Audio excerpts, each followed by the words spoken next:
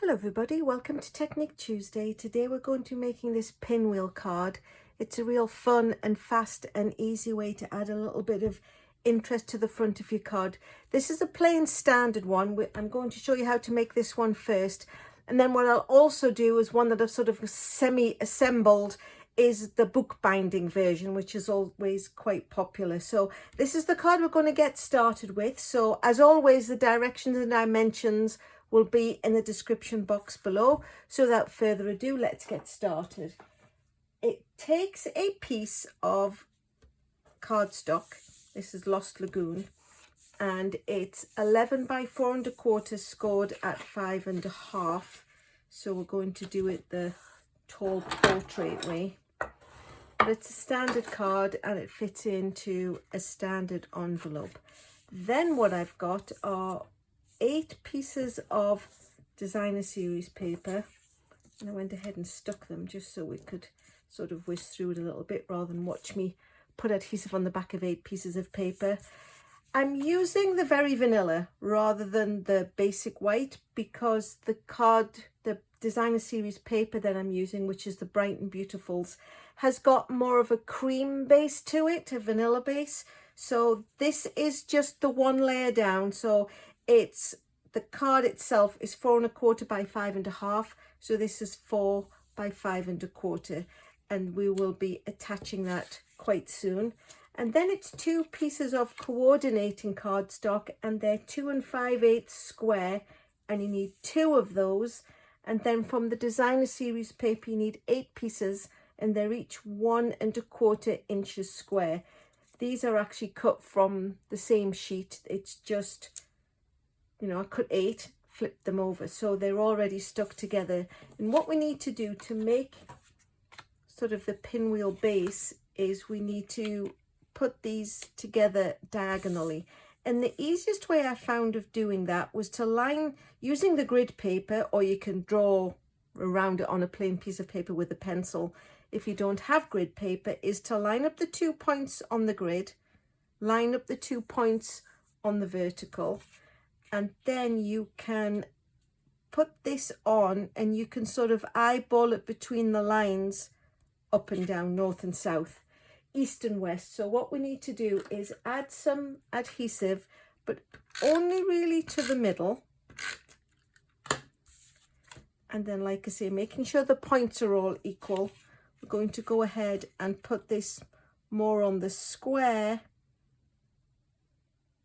as best we can. I mean, if you're going to make a few of them, I might even go so far as to recommend that you draw a perfect grid, because what you could do, of course, is use the one that you've done previously and then just make sure they line up, or like I say, draw a pattern of that, and then you'll always be sure that your pieces match together. So this is the basic grid of it, and what we need to do is go around alternate designer series paper patterns and put them on. But we have to remember, on the first one we're only going to stick one side down, and you'll see why when we get further back round. So making sure you're sticking it down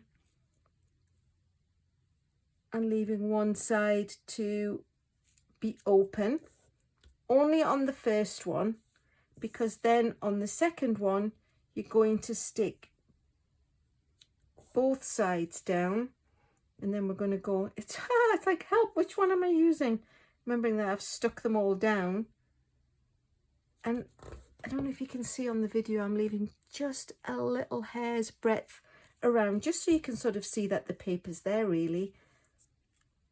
And then we'll do another one.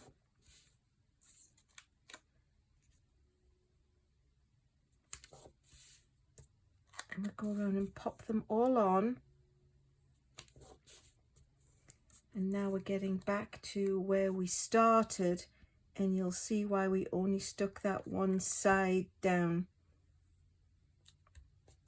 Because when we come to pop this last piece in, we need to be able to lift this piece up to pop this under, because it's over and they're over and under of each other. And if this was stuck down, we wouldn't be able to slip this one in. So we'll slip it into place, and then just to be sure it stays put, we'll just move it out of the way, pop a little dot of adhesive on it and fasten it down, and then they're all fastened securely together. So now we can actually go ahead and assemble the main card. We're just going to do one little bit of stamping. I've taken the flower out of the Darling Details, this one little flower, just to go in the middle, and then I'm going to use the Darling Details die cuts and cut the flower out. But because this is quite a pale colour, I didn't want it to be full strength of the Lost Lagoon, so we're going to do our little stamping off trick. So we'll take it and we'll stamp it full strength, and then we'll go ahead and stamp it lighter.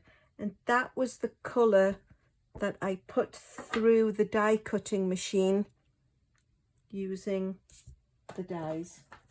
Like I said, I just put this over this image and it cut me a nice little flower out. So I've got that all ready to go, and then the only other thing we need to do is stamp a greeting, and I'm actually using the happy birthday from the Artistically inked, this big happy birthday, and because it's nicely on its acrylic block, you can hopefully see to stamp it nice and straight at the bottom of the layer. Give it a quick wash on the wet paper towel, and then it just peels off and goes back into the box. So that's the stamping done. So what we need to do now is the assembling. So we'll just use the tape runner, or you can use your liquid glue, use your adhesive of choice, and we will pop this onto the card base we scored earlier. This, because we only put adhesive in the middle, you could put up on dimensionals if you wanted to. I'm actually just going to stick mine down flat, and there's quite a few ways you could do that. You could put it with a point at the top, or mine, I actually offset it, so I think I'll do the same again. So rather than have it look too angular, I think if you give it just that one little turn and have the dip at the top and the bottom, it just gives it a little smidge of interest. And then what I'm going to do is I'm going to take the mini dimensionals and pop one of those onto the back of the flower that we cut with the dies. Peel the backing off really quickly, and then that can go into the middle. And there you have it, a really quick and easy card. Lost Lagoon is one of those in-betweeny. I think it's light enough that you could stamp with the dark ink and write on it, and if not, you could always put yourself an extra piece of basic white or the very vanilla on the inside. So that's the duplicate of the plain one. What I'll do next is I'll show you quickly how I did the book binding one with lots of pieces of, here's one I made earlier, including the little flower, because we know how that works. So book binding is a really interesting technique. It's a piece of cardstock and it's 11 by 4 1/4. It's scored at 5 1/2, so it makes a regular base, but it's also scored at 6 3/4. And then we're going to stick that down, as you can see, and it has a book binding look. So we'll just, this bit needs to be really strong adhesive because it has to stay put. So I would truly recommend the tear and tape or the liquid glue to keep this one in place. So I went ahead and I built the pinwheel using the 2 squares and lined them up so they're the same shape. This was a piece of the designer series paper. This is from Countryside Inn, and as this is 1 1/4 by 4 1/4, I cut it to size, and it's 1 inch by 4 inches, and these 2 white squares are 4 by 4. But first of all, we are going to stick on the ones, and let me see, this is the one that I did that's only got adhesive on the one side. So we're going to pop that to one side and leaving this open to slip under eventually. And then I'm going to pop the pieces of 1 1/4 inch designer series paper around, leaving just that little visible smidger. Okay, I'm trying to keep my lines because this has got a decidedly napped pattern. And we'll just go around and pop these on so they're all lined up and even. And here we are back at the beginning. So the last piece, because it's not sealed down, we can slip under, line it up in the corner, just put a little piece of adhesive in there if the tape runner would work.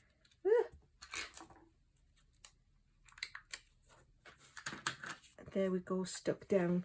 We'll take the dimensional and pop it on the back of the flower, the same as the Bright and Beautiful one.